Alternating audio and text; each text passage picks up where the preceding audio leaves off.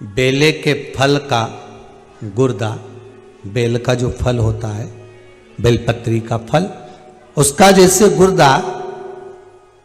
उसके अंदर का जो भाग होता है बेल का, वो गुर्दा।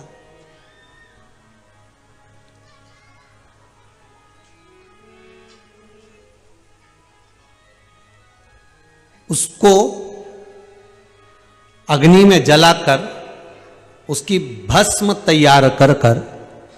छान कर जब जब आपके यहां विद्वान ब्राह्मण शिव जी का अभिषेक कराते हैं, पूजन कराते हैं, तो उसमें लिखते हैं पूजन के साहित्य में बेलपत्री, धतूरा, दुर्वा, ये उसमें नीचे लिखेंगे भस्म। लिखते कि नहीं लिखते? लिखते हैं ना, भस्म अभिषेक में चाहिए रहती है। तब उस भस्म का थोड़ा सा भी भाग आप अगर शिव को समर्पित कर रहे हो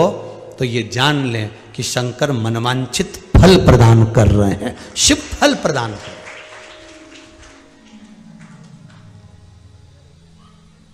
महाराज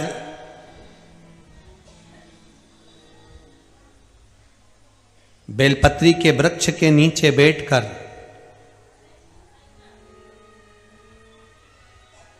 हाथ में एक बेलपत्र का पत्ता रखकर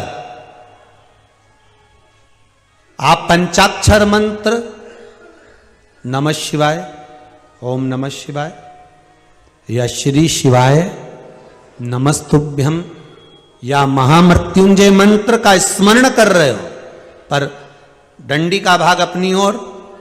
बेलपत्र की बीच वाली पत्ती का भाग बीच वाली उंगली की ओर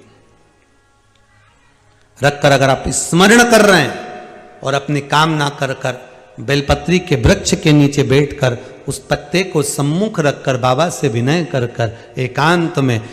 उस बेलपत्री के वृक्ष की छांव में, बेलपत्री के वृक्ष की छांव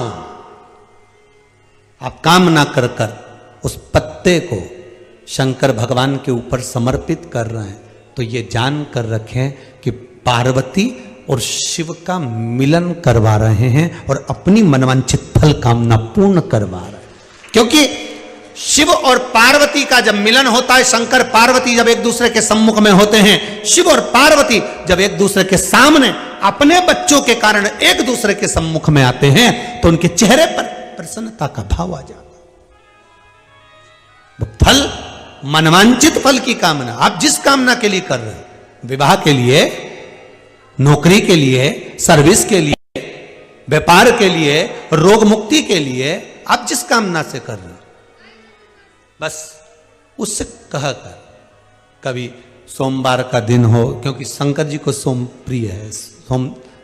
सोमवार का दिन, चंद्र का वार शिव जी को प्रिय है, शिव जी को प्रिय है।